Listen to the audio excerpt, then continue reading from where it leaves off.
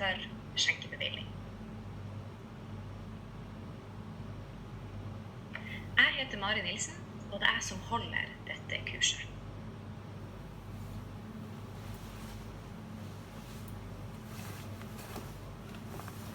Dette nettkurset er i stor grad bygd opp på samme måte som pensumheftet. Vi starter med å se på alminnelige bestemmelser. Så går vi over til å se mer spesifikt på kommunale skjenkebevillinger, så statlige skjenkebevillinger. Så ser vi på de spesielle påbudene og forbudene som gjelder. Vi ser på forbud mot reklame for alkoholholdig drikk, og til slutt ser vi på kontroll og konsekvenser av overtredelser.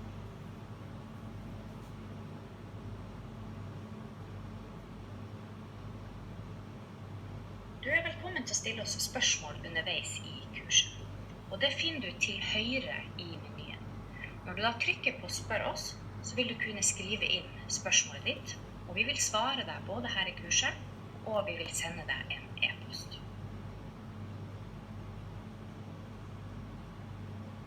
Når du skal ta kunnskapsprøven i alkoholloven for skjenkebevilling, så må du ha kjennskap til alkohollovens kapittel 1, 4, 5, 7, 8 og 9. Og alkoholforskriftens kapittel 1, 2, 4, 5, 6, 9, 10, 11 og 14. I tillegg så bør du ha kjennskap til alkohollovens og alkoholforskriftens øvrige bestemmelser.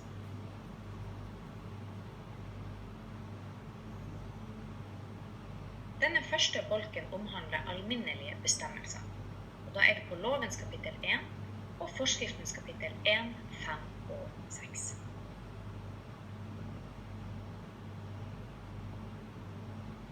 La oss først se litt på bakgrunnen for alkoholloven.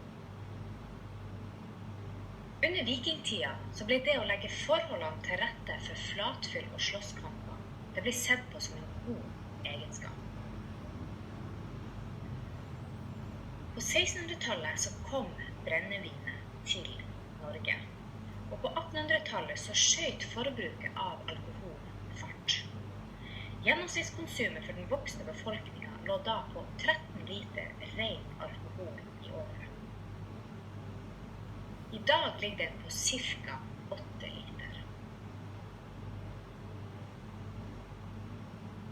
Utviklingen i alkoholkonsumet førte etter hvert til store sosiale og helsemessige problemer.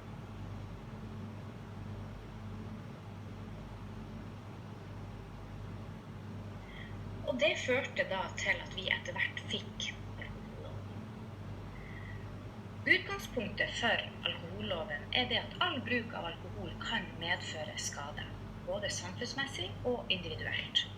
Og jo høyere forbruket er, jo høyere er sannsynligheten for at vi får alvorlige skadevirkninger.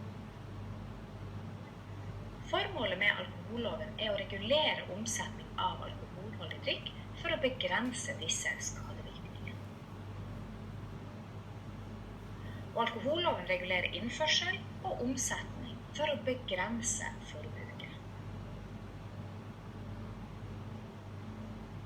Alkoholloven skal bidra til å sikre at skadevirkninger blir så små som mulig, og dette gjøres gjennom å begrense tilgjengeligheten av alkohol og sørge for at omsetningsformen er betryggende.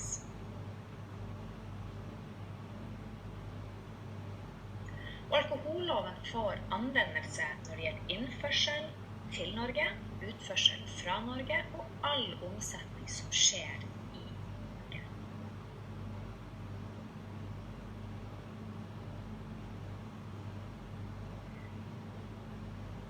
Loven har ulike definisjoner på dette med salg og skjenking.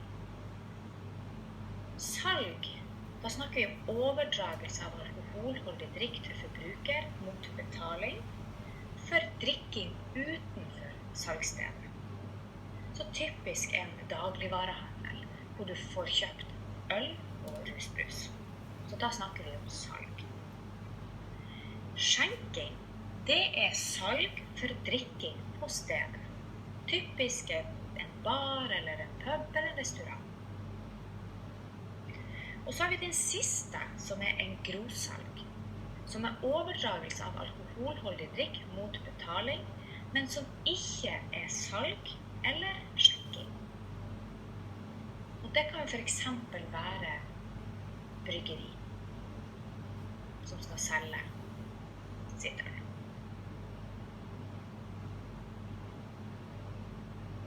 Og loven omhandler all omsetning av alkohol mot betaling.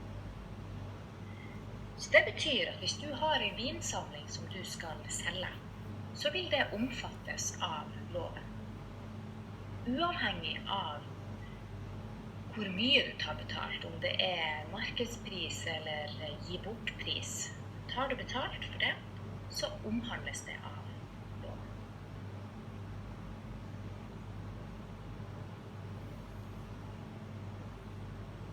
Alkoholholdig drikk, det en fellesbetegnelse. En fellesbetegnelse på alle drikker som inneholder mer enn 2,5% alkohol.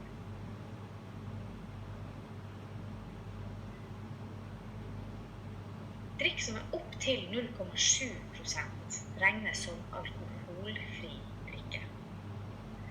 Fra 0,7 til og med 2,5% så det alkoholsvak drikke. Fra 2,5 til og med 4,7% så det alkoholholdig drikk gruppe 1, typisk rus og øl. Fra 4,7% til 22% så det alkoholholdig drikk gruppe 2, og da snakker vi gjerne om vin.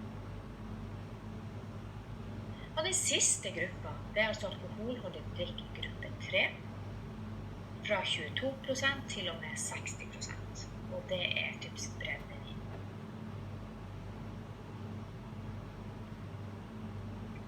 Men merk det at aldersgrensebestemmelsene gjelder allerede fra 0,7%, altså fra alkoholsvak drikke og oppover. Så la oss se litt nærmere på dette med aldersbestemmelser. Først i forhold til kunden. Det sånn at det forbudt å selge, utlevere. Utlevering betyr at overleveringen skjer på et annet tidspunkt enn betalingen, for eksempel ved nettsalg. Så det så forbudt å selge, utlevere eller skjenke alkoholholdig drikk til personer som under 18 eller 20 år. Og da det ingen fullmakt som kan overstyre dette kravet. Når det gjelder alkoholsvak drikke eller alkoholholdig drikke i gruppe 1 og 2, så må man være 18 år for å kjøpe. Når det gjelder alkoholholdig drikke i gruppe 3, så må man være 20 år. Og ansatte ved salgs- og skjenkesteder har både en plikt og en rett til å kreve legitimasjon om de i tvil om kjøpers alder.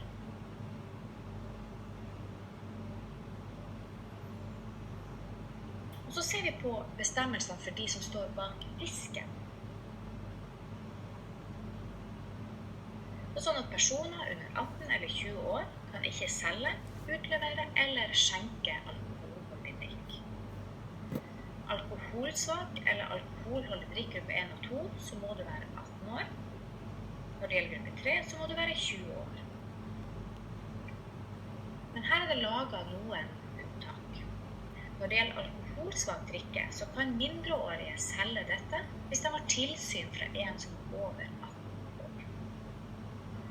Når det gjelder alkoholholdig drikke, så kan mindreårige med fagbrev og lærlinger både selge og skjenke alkohol hvis det inngår i en fastsatt læreplan. Men da må det altså være en del av opplæringen. Så ren helge- eller sommerjobbing, det ikke unntatt.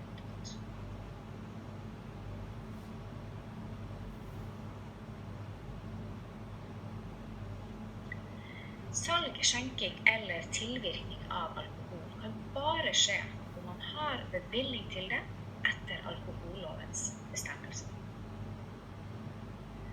Og det å få en skjenke- eller salgsbevilling, det ikke en rettighet. Det opp til kommunen å vurdere om en bevilling skal gis eller ikke.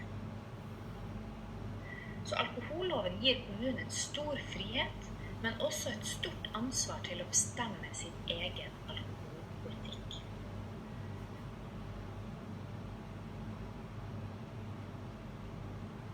En salgs- eller skjenkebevilling gis til den for hvis regning virksomheten drives. Og det er altså den som har den økonomiske interessen av at alkohol selges, skjenkes eller tilvirkes.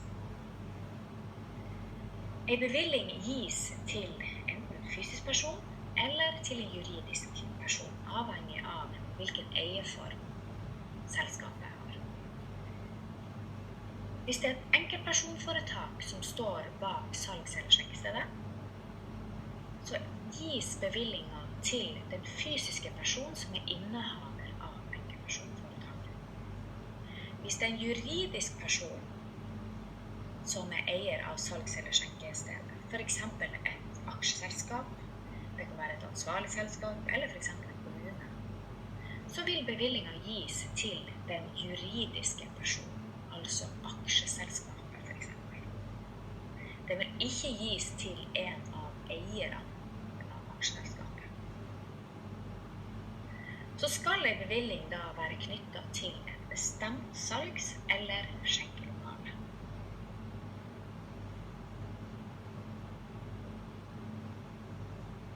Søknadsbehandling starter selvfølgelig med at kommunen mottar søknad om salg eller skjenking. Der er det kommunen som er bevillingsmyndighet. Kommunen innhenter dokumentasjon, og så vil de utøve skjønn. Da vil de se på antall salgs- og skjenkesteder som allerede finnes i kommunen. De vil vurdere stedets karakter, beliggenhet og målgruppe. Så vil de også ta næringspolitiske og lokalmiljømessige hensyn. Så stilles det krav til vandel, og det stilles krav til styrer og stedfortreder. Og vi skal se litt nærmere på disse elementene.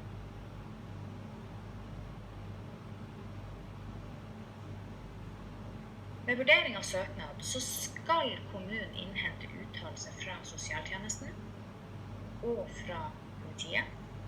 Og i de kommunene hvor det er en militær øvingsplass, så skal kommunen også innhente uttalelse fra den militære avdelingen. Så kan kommunen innhente uttalelser fra for eksempel skatte- og avgiftsmyndigheten. Vi kan pålegge søkeren å dokumentere de opplysningene de mener er nødvendig. For eksempel kan jeg kreve å få se finansieringsplan, driftsbudsjett og likviditetsbudsjett.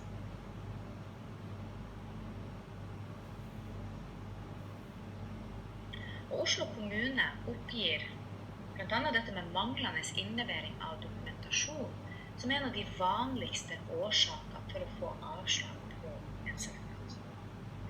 Men også dette hvis det er manglende innbetaling av merverdiavgift, arbeidsgiveravgift eller forskuddstrekk. Hvis det har gjennom bokettersyn blitt avdekket regnskapsovertredelser, hvis det har vært brudd på eller overtredelse av alkoholloven tidligere, ordensmessige forhold ved stedet. Det er mange årsaker som kan føre til et avslag på en søknad.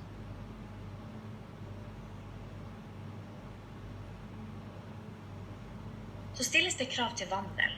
Da må man ha utvist uklanderlig vandel i forhold til alkoholloven og annen lovgivning som har sammenheng med det. For eksempel skatte-, avgifts- og regnskapslovgivning. Vandelskravet gjelder for bevillingshaver, gjelder for personer som har vesentlig innflytelse på virksomheten, og det gjelder for styrer og stedfortreder. Vi skal se litt nærmere på hvem disse personene som har vesentlig innflytelse på virksomheten, hvem de er.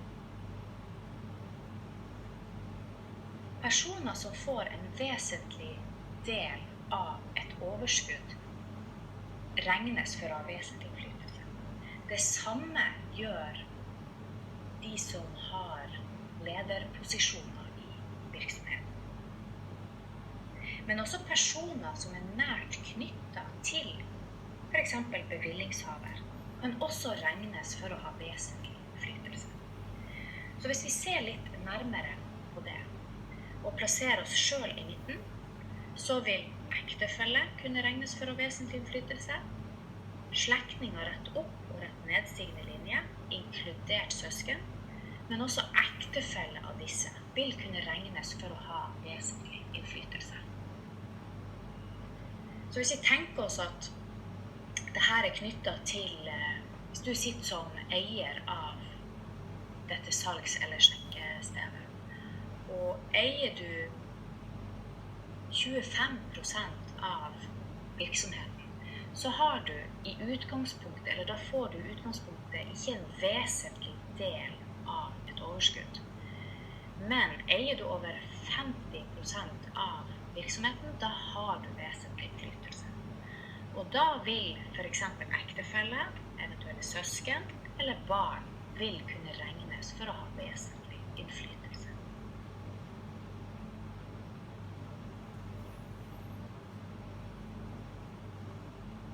Kommunen vil ikke se på forhold som er eldre enn 10 år. Og så er det også verdt å merke seg det at en straffbar handling i løpet av bevillingsperioden kan føre til en inndragning av bevilling. Og dette er særlig hvis det er snakk om brudd på alkohollovgivning. Det var det noen som opplevde ved at de ble fratatt skjenkebevillinger, fordi at